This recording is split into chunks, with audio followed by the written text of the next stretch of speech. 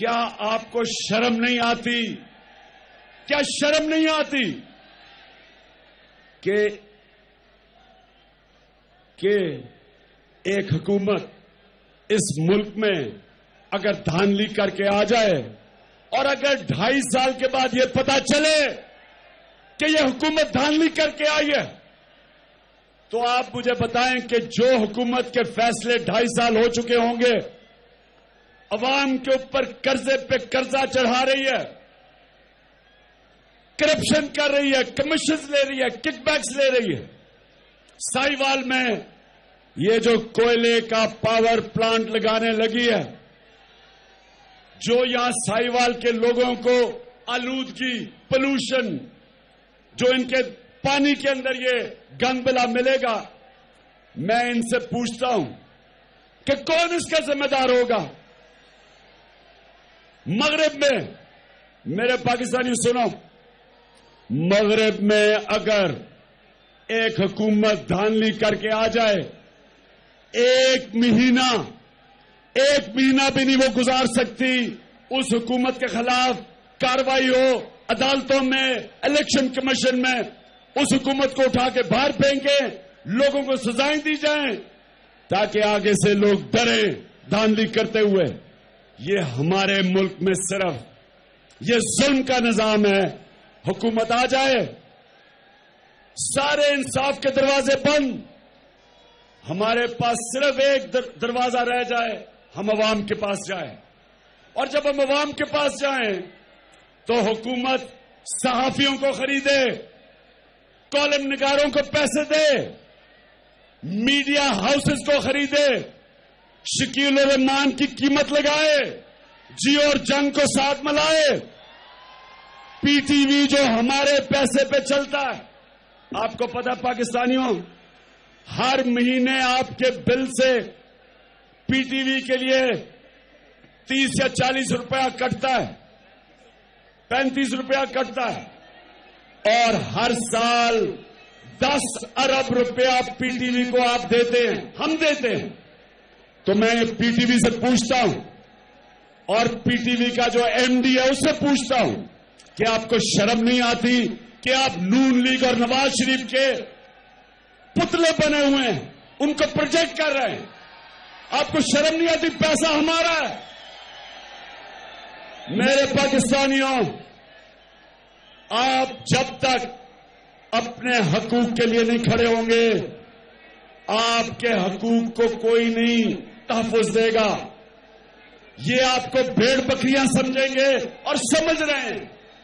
مجھے کہتے جی عوام نکلے تو کیا فائدہ ہوگا، اس سے کیا فرق پڑ جائے گا؟ کیونکہ عوام کی کوئی حیثیت ہی نہیں ہے، کیونکہ یہاں پیسہ چلتا ہے، عدالتوں کے اندر پیسہ چلاتے ہیں، الیکشن کمیشن پہ پیسہ چلتا ہے، صحافیوں کو پیسہ کھلاتے ہیں۔ عوام کا کوئی مقصد ہی نہیں ہے۔ عوام پہ شک کھڑی ہو اور عوام پہ شک کہے کہ دھاندلی ہوئی، ان کو کوئی فرق نہیں پڑتا۔ اور یہ حکومت جو بھی آپ کے اوپر قرضے چڑھا رہی ہے، آپ جانتے ہیں پاکستانیوں کہ پچھلے 6 سال میں 35,000 روپیہ ایک پاکستانی پہ، ہر پاکستانی پہ قرضہ تھا۔ آج آپ پہ 90,000 روپے کا قرضہ چڑھ چکا ہے۔ یہ جو قرضے چڑھا رہے ہیں، اگر 2.5 سال کے بعد پتا چلے، 4 سال کے بعد پتا چلے کہ یہ ایک دھاندلی کر کے الیکشن جیت کے آئے ہیں، کون اس کا ذمہ دار ہوگا؟ کون ذمہ دار ہوگا پاکستانیوں؟ کیا عدلیہ ہوگی؟ کیا الیکشن کمیشن ہوگی؟ کون ہوگا؟ پاکستان کا انصاف کا نظام ذمہ دار ہوگا۔ اور جس ملک میں قانون نہیں ہوتا، انصاف نہیں ہوتا، پاکستانیوں، اس ملک کا کوئی مستقبل نہیں ہوتا۔ حضرت علی کا قول ہے کہ کفر کا نظام چل جائے گا، لیکن ظلم اور ناانصافی کا نظام نہیں چل سکتا۔ تو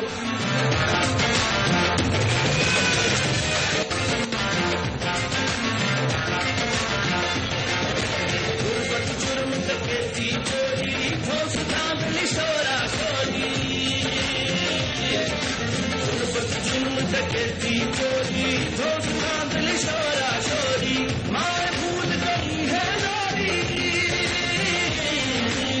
مائیں بھول گئی ہے لوری. میرے پاکستانی پہلے تو بعد میں پہلے تو ایک حکومت دھاندلی کر کے آئے. تو میں آج آپ کو کہتا ہوں کہ اگر میں یہ پبلک میں نہ جاؤں, سڑکوں پہ نہ نکلوں, میں آپ کو لکھ کے دیتا ہوں کہ یہاں کا انصاف کا نظام ایک دھاندلی شدہ حکومت کے خلاف انصاف نہیں دے سکتی, ہمیں نہیں مل سکتا اگر ہم یہ نہیں نکلیں گے. اور اس لیے میں نے 30 کو سب کو اسلام آباد بلایا, اپنے پاکستانیوں کو اس لیے بلایا, میرے لیے نہیں. پاکستانیوں, اللہ نے آپ کے سامنے ایک ایسا انسان آپ دیکھ رہے ہیں جسے اللہ نے سب کچھ دیا. مجھے تو کسی چیز کی ضرورت نہیں, لیکن اگر ہم آج نہیں کھڑے ہوں گے میرے پاکستانیوں آپ کی کوئی حیثیت نہیں ہوگی. مجھے یہ بتائیں, ایک عام غریب آدمی پاکستان میں, وہ 11 کروڑ پاکستانی جو 2 وقت کی روٹی نہیں کھا سکتے, جو غربت کی لکیر سے نیچے, میں آپ سے پوچھتا ہوں کہ ان لوگوں کے پاس سوائے اپنی ووٹ کے ہے کیا ہے ان کے پاس؟ نہ ان کو تعلیم ملتی ہے, نہ ان کو روزگار ملتا ہے, نہ اسپتالوں میں علاج ہوتا ہے, نہ صاف پینے کا پانی ملتا ہے, کچہریوں میں دھکے کھاتے پھرتے, تھانوں میں ظلم ہوتا ہے. یہ لوگوں کے پاس صرف ایک چیز ہے, اپنی ووٹ. اور اگر یہ اپنے ووٹ کا استعمال ہی نہ کر سکے, ووٹ کسی کو دیں, اقتدار میں کوئی آ جائے, تو ان لوگوں کے پاس کیا رہ گیا؟ وہ کیوں جو حکومت آئے آپ کی ووٹ کے بغیر, وہ کیوں آپ کی خدمت کرے گی؟ کیوں آپ کے لیے اسکول بنائے گی؟ کیوں آپ کے نوجوانوں آپ کے روزگار کی کیوں فکر کرے گی؟ یہ جو کسان ہیں پاکستان کے, جو چھوٹا کسان ہے, جو ٹیوب ویل چلا رہا ہے, جو بجلی کے بل ہیں, وہ بیچارہ کسان, جو کھاد کی مہنگائی ہے, جو کیڑے مارنے والی دوائیں پہلے تو ہے ہی 2 نمبر, اور اگر ہیں بھی ٹھیک تو مہنگی ہیں, GST لگ رہا ہے. تو وہ جو کسان ہے جو آج پسا ہوا ہے, اگر اس کو ووٹ کا حق ہی نہ ملے تو وہ کیسے ایک حکومت جو ظلم کرتی ہے اس کو کیسے نکالے گا؟ تو پاکستانیوں, سب ووٹ صرف یہی نہیں کہ حکومت آ کے دھاندلی کر کے غلط فیصلے کرے, پیسہ بنائے, کرپشن کرے. عوام بھی کیا کرے؟ اگر عوام ایک حکومت کو اپنی ووٹ سے نکال ہی نہیں سکتی اور اس حکومت کو لا ہی نہیں سکتی جس نے عوام کے لیے فیصلے کرنے ہیں, تو عوام میں اور جانوروں میں کیا فرق رہ گیا؟ ہندوستان میں کانگریس نے نہیں مدد کی, عوام کی نہیں خدمت کی. ہندوستان کے لوگوں نے اپنی ووٹ سے کانگریس کو نکال کے دوسری پارٹی BJP کو لے کے آئے.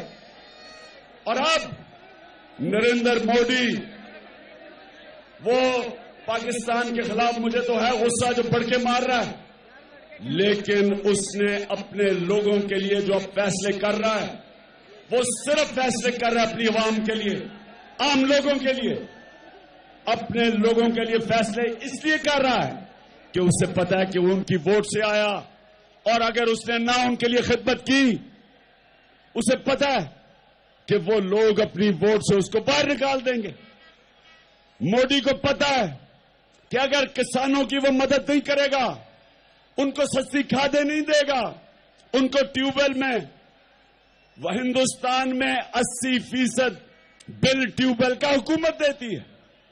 کھاد 100 روپے کی ہے, 70 سے 80% حکومت دیتی ہے کھاد کی قیمت. تو وہ مودی بھی یہ سمجھے گا کہ اگر میں نے اپنے لوگوں کی خدمت نہ کی تو وہ مجھے نکال دیں گے باہر. اس لیے ووٹ کی اہمیت ہے. اور اس لیے میرے پاکستانیوں 30 تاریخ کو آپ نے اسلام آباد میرے لیے نہیں آنا. اپنی ووٹ کی اہمیت بڑھانے کے لیے ایک دھاندلی شدہ الیکشن اس کو بے نقاب کرنے کے لیے آپ نے آنا میرے ساتھ. اپنے بچوں کے مستقبل کو بچانے کے لیے آپ نے میرے ساتھ 30 تاریخ کو نکلنا ہے اسلام آباد. اور تیسری چیز, مسکراتا رہتا ہوں دنیا سے کہتا ہوں مل جائیں گے مجھ کو خواب بھی. دل کو زندہ رکھتا ہوں خوشیوں سے بھرتا ہوں اتنا تو ہے خود پہ یقین. اڑتا ہوں آتا رہا ہوں اونچا سا ایک نعرہ ہوں پوچھتی ہوئی بستی میں گھومتا آوارہ ہوں. ہمت ہے تو آئے کوئی مجھ کو سمجھائے وہ مٹ چکی امیدیں کیوں میری آؤنا. کہو مجھے آؤنا لڑو مجھے میرے دل میں دیکھو. اور تیسری چیز, پاکستانیوں مولانا رومی نے ایک دفعہ کہا کہ قوم تب مرتی ہے جب وہ اچھے اور برے کی تمیز ختم کر دیتی ہے. ایک قوم جب حق اور سچ پہ نہیں کھڑی ہوتی قوم مر جاتی ہے. پہلے اخلاقی طور پہ قوم مرتی ہے اور پھر معاشی طور پہ مرتی ہے. پہلے مورل کولیپس ہوتا ہے اور پھر اکنامک کولیپس آتا ہے. تو میں سب سے پوچھتا ہوں کہ کیا ہم پاکستانی قوم ہم یہ کیوں مجرموں کو, ہم یہ کیوں جو دھاندلی کر کے الیکشن آتے ہیں کرپٹ لوگوں کو, ہم کیوں ان کے خلاف آواز بلند نہیں کرتے؟ ہم کیوں ان کو سہتے ہیں؟ ہم کیوں چپ کر کے, ہمیں پتا ہے کہ ایک کرپٹ آدمی ہے, ہمیں پتا ہے کہ ہمارے ضلع میں ایک آدمی الیکشن کو دھاندلی کر کے آیا ہے. پاکستانیوں ہم کیوں نہیں بولتے اس کے خلاف؟ ہم کیوں نہیں ظلم کے خلاف اور ناانصافی کے خلاف اپنی آواز کیوں نہیں بلند کرتے؟ اللہ نے ہمارے اوپر جہاد کیوں فرض کیا ہے؟ کیونکہ جہاد کا مطلب آپ ظلم اور ناانصافی کے خلاف اپنی آواز بلند کریں, اس کو برداشت نہ کریں, اس کے سامنے کھڑے ہوں, حق اور سچ کے لیے کھڑے ہوں.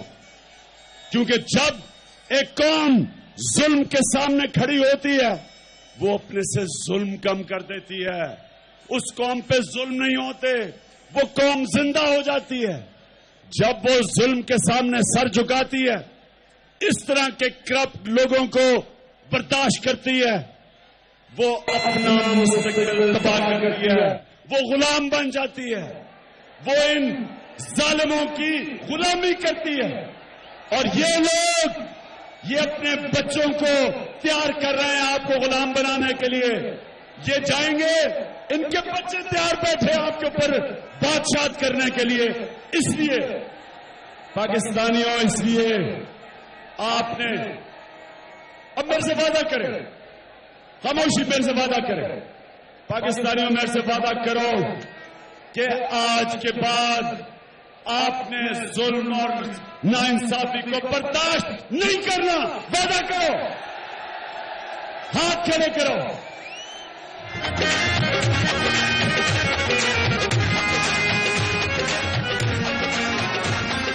گھر کی مثال ہوتی امن و امان کی, جیت اس بار ہے یقین عمران کی. یہ میرے اس طرف نوجوانوں, میں یہاں ہماری خواتین ہیں, آپ نے ان کا دھیان رکھنا ہے. میں آپ کو ذمہ دار ٹھہرا رہا ہوں ان کا دھیان رکھنے کے لیے. اچھا، اب میں ابھی اترا سائیوال آیا تو میرے سے کسی نے پوچھا کہ میاں نواز شریف آپ کو بات چیت کے لیے بلا رہے ہیں. میں نے اس سے سوال کیا کہ کیا نواز شریف ایک اشتہاری سے بات کرنا چاہتے ہیں؟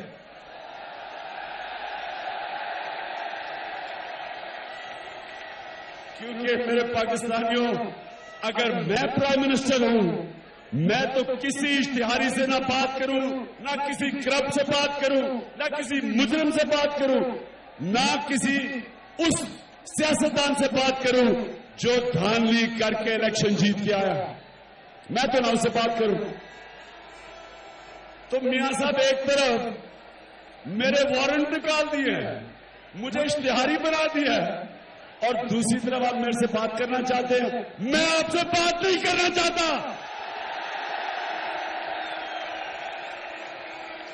آپ کیا سمجھتے ہیں کہ یہ وارنٹ سے ڈر کے تو عمران خان آ جائے گا بات کرنے کے لیے؟